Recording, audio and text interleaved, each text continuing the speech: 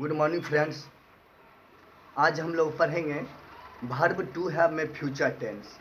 और verb to have में future tense जो हम लोग बनाते हैं तो उसमें वाक्य किस तरह का होता है। उसमें वाक्य इस तरह का होता है कि मुझे जाना पड़ेगा, मुझे जाना पड़ेगा,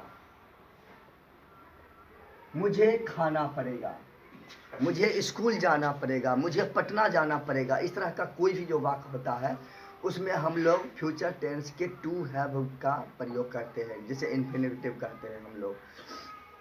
अब इसमें एक बात है कि जैसे हम किसी को कहते हैं कि तुमको यह काम करना ही पड़ेगा, तो आपको अपनी इच्छा नहीं है लेकिन आपको करना पड़ेगा। यहाँ पर अनिवार्यता या बाध्यता जुड़ी हुई है, इसीलिए आप चाहें तो शैल के जगह पर विल और विल के जगह पर शैल का भी प्रयोग कर सकते हैं। यह हम सभी लोग जानते हैं कि अगर किसी काम को आपको ज़बरदस्ती कराना जाए या ज़रूरी रहेगा करना, तो आपको विल के जगह पर शैल या शैल के जगह पर विल का प्रयोग कर सकते हैं। अब जैसे हम लोग लिखते हैं मुझे जाना पड़ेगा, तो हम लोग क्या लिखेंगे इसका? I shall have to go. I shall have to go हम लोग लिखते हैं इसका इंग्लिश ट्रांसलेशन। अब अगर हमें इसका निगेटिव करना रहो तो हम लोग क्या करेंगे? तो हम लोग शैल या विल के बाद नोट लगा देते हैं। शैल या विल के बाद नोट लगाने के बाद वह सेंटेंस निगेटिव बन जाता है। जैसे मुझे नहीं जाना पड़ेगा, मुझे नहीं जाना पड़ेगा, तो हम लोग लिखते हैं I shall not have to go. I shall not have to go हम लोग लिखते हैं इसका इंग्लिश। अब अगर इसका इंट्रोगेटिव करना हो और इंट्रोगेटिव में हिंदी वाक्य के शुरुआत में क्या लगा रहे, तब हम लोग हेल्पिंग वर्ब को पहले रख देंगे। जैसे वाक्य है कि क्या मुझे जाना पड़ेगा, क्या मुझे जाना पड़ेगा, तो हम लोग इसका ट्रांसलेशन क्या बनाएंगे? सबसे पहले हेल्पिंग वर्ब आई के साथ हेल्पिंग वर्ब शैल लगता है, तो हम लोग शैल को पहले रखेंगे। शैल आई हैव टू गो, ऐसा हम लोग लिखते हैं। अब अगर इसमें WH क्वेश्चन टाइप है, जैसे क्यों, कब, कहाँ, कैसे लगा हुआ रहेगा, तो हम लोग कैसे बनाएंगे? जैसे वाक्य रहेगा कि मुझे क्यों जाना पड़ेगा, मुझे क्यों जाना पड़ेगा, मुझे क्यों जाना पड़ेगा। तो सबसे पहले हम क्यों का अंग्रेजी लिखेंगे व्हाई, तब हम लोग लिखेंगे शैल हेल्पिंग वर्ब, उसके बाद सब्जेक्ट, उसके बाद हम लोग लिखेंगे हैव, और तब टू लगा करके वर्ब के पहले टू लगा देते हैं, तो हम लोग लिखते हैं why shall I have to go. अब अगर इसका भी इंट्रोगेटिव निगेटिव दोनों रहे, तब हम लोग क्या लिखेंगे? तब हम लोग लिखेंगे मुझे क्यों नहीं जाना पड़ेगा, मुझे क्यों नहीं जाना पड़ेगा, मुझे क्यों नहीं जाना पड़ेगा। अगर आज इस तरह का वाक्य रहेगा तो लिखेंगे हम लोग why shall I not to go. इस तरह से हम लोग लिखेंगे why shall I not to go. अब इसी तरह से कम हर एक तरह के वाक्य से हम लोग 5-5 या 6-6 सेंटेंस का अगर हम लोग प्रयोग करेंगे, जैसे अफर्मेटिव, निगेटिव, निगेटिव, इंट्रोगेटिव, जैसे हर एक वाक्य का अगर 4-4, 5-5 वाक्य का हम लोग अभ्यास करेंगे तो हमें यह चीज़ पूरी तरह से अच्छे ढंग से कंठस्थ हो जाएगा। इसलिए हमें इसका अभ्यास करना है। उसके बाद अब हम लोग चलेंगे अगले दिन, अगले वीडियो में मैं आपको बताऊंगा कि इन्फिनिटिव में वर्ब के साथ बी का प्रयोग कैसे करते हैं, टू बी का प्रयोग कैसे किया जाता है।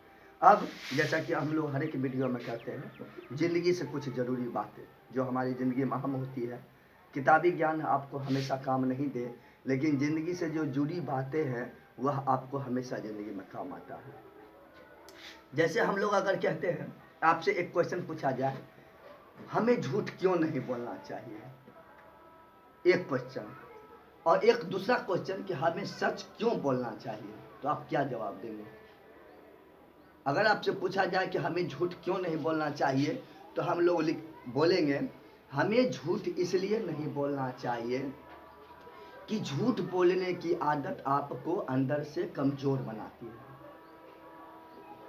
और एक बार अगर आपको बात बात पर झूठ बोलने की आदत पड़ जाएगी तो यह आदत आपको जिंदगी में कभी भी उठने नहीं देगी। एक तो आप जिंदगी में एक सफल इंसान कभी नहीं बनेंगे, लोगों के नज़र में आपकी इज्जत जाएगी, कोई भी आदमी आपकी बातों पर भरोसा नहीं करेगा, और जब आपको पर कोई भरोसा ही नहीं करेगा तो कोई भी आपको मुसीबत पर काम क्यों देगा। लोग उन्हीं लोगों को मदद करते हैं जिनकी बातों पर किसी को विश्वास होता है कि नहीं, यह जो बोल रहा है यह सही बोल रहा है।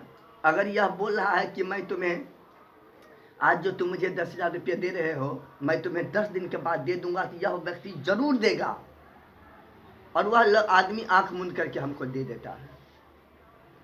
लेकिन अगर सामने वाला व्यक्ति जानेगा कि यह आदमी के बात का कोई भरोसा नहीं है, तो वह आपको किसी भी जरूरी पर आपको एक पैसे की भी मदद नहीं करेगा। झूठ बोलने की आदत जैसे किसी को शराब पीने की या सिगरेट पीने की लत होती है, और इसके बिना वह बात बात पर इस चीज़ को पीता है, उसको अपनी कमजोरी बना लेता है।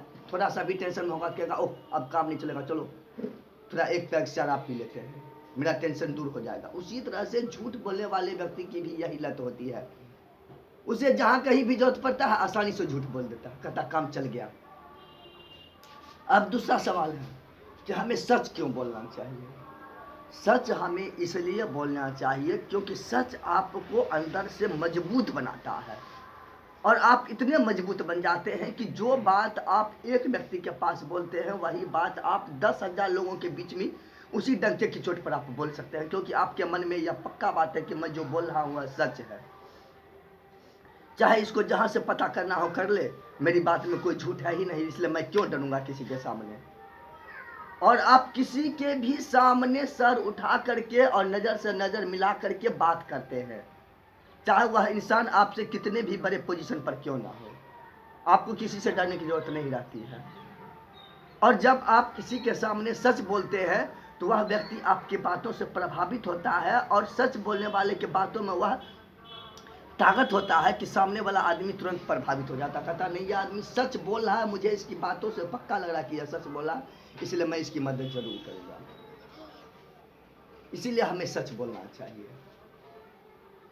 और आप जितना ही झूठ को अपने जीवन में जगह देंगे आप उतने ही कमज़ोर बनेंगे, और एक दिन गिरते गिरते आप इतना गिर जाएंगे कि आपके माता पिता तक आप पर भरोसा नहीं करेंगे। इसीलिए हमें हर हाल में सच बोलना चाहिए, और झूठ से जितना हो सके आप दूरी बना के रखें अगर आप जीवन में सफल होना चाहते हैं तो दोस्तों आज भर के लिए इतना ही, मिलेंगे अगले वीडियो में। और अगर अभी तक आपने मेरा channel Suman sir Shiksha subscribe नहीं किया है तो please subscribe my channel. Thank you once again.